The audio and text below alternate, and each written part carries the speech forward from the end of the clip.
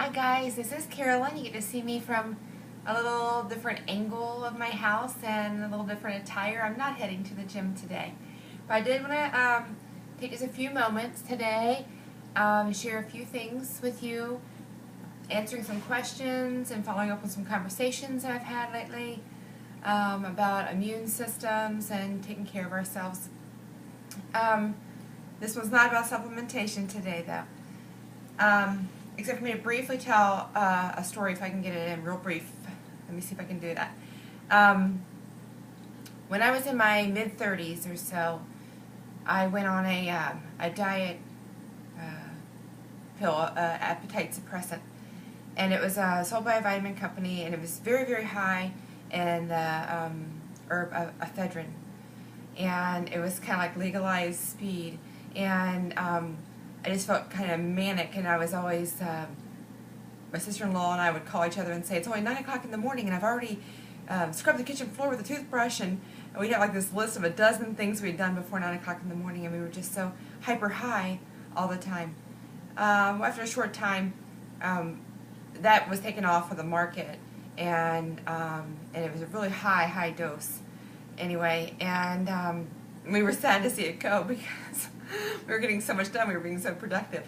But the downside of that kind of drug is it kind of tapped out my adrenal glands. And when you stay stressed out, your adrenal glands get overtaxed.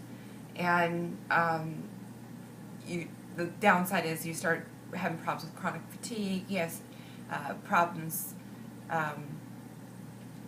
filling up without the drug, and your metabolism's just whacked out for a long time, and it's just not worth it. So I choose an all-natural path, and this time when I decided this was going to be the time to get it right and go about it in a holistic kind of way, in a healthy way, using whole foods, using the exercise that I do, and changing little things along the way to create a lifestyle that I wanted to live that supported what my body needed from me. So I'm against fat burners, rippers, strippers, and all that kind of thing. I don't think they give a whole lot to us, and I think they take some things from us. So you won't see me endorsing those kind of products, and they're quick fixes that don't support your health. So, but there are other things that tax out your adrenal glands, and your body reads things as stress, and even your exercise is a stress to your body. So we need to make sure that we're listening to our body, and we're getting rest when we need rest, and we're not overtraining our bodies. And your body is very, very good at telling you what it needs and when it needs it. We just need to be really good at listening to it and asking it what it needs. So, on that note, I'm going to talk a little bit about your lymphatic system. You have a lot of lymph nodes underneath your armpits. You also have them on your inner thighs and in your groin area.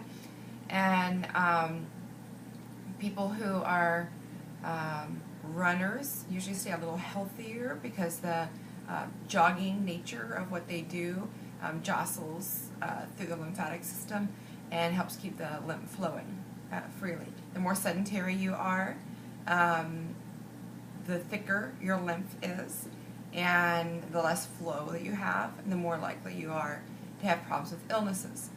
Now, if you have injuries or inflammatory disease issues or autoimmune issues, and maybe you're prohibited from being able to do things like jump on a trampoline, do plyo, or to run, you need a way to stimulate your lymphatic system.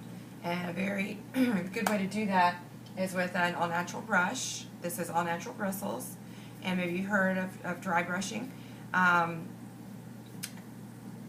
guess you could do it wet too, but dry brushing is really, really good for your skin. It helps give your skin a nice glow. It's a natural exfoliator as well. But you start at your extremities, and you brush in towards your heart, from your neck down towards your heart, and then starting like above your knee, you would brush up through your groin area, up across your tummy, and towards your heart.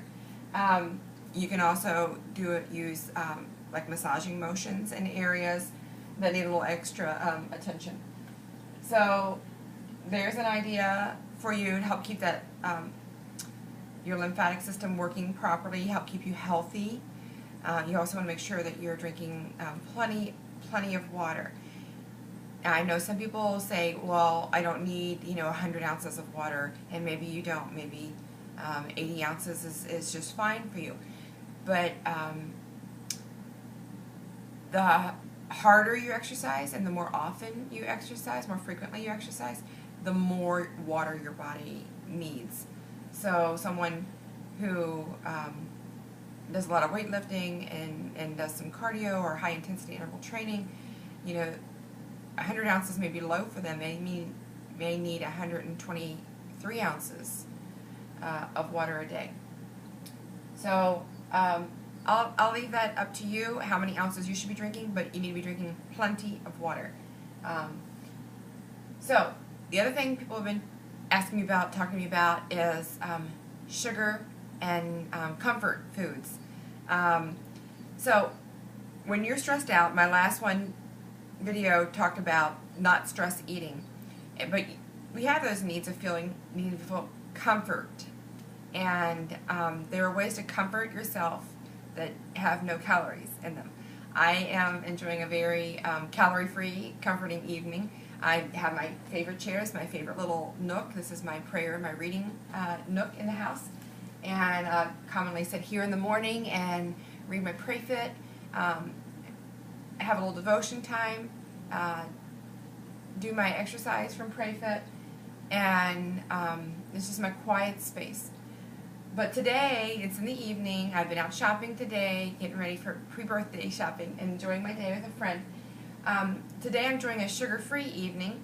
I have a ginger peach candle that my girlfriend gave me, and then 2 little treats that I got for myself today. I got some spiced vanilla bubble bath, and I'm going to enjoy a nice cozy bath with that. And I went to a Teavana tea shop, and this one is, boy, I'm getting old, Soothing Strawberry Oolong Tea, and it is sweet and delicious without any sugar being added to it. Life is wonderful. Life is delicious. Eat it up. Enjoy something good. And comfort yourself with things that treat your body and don't lead to disease. Love you lots. Thank you for tuning in.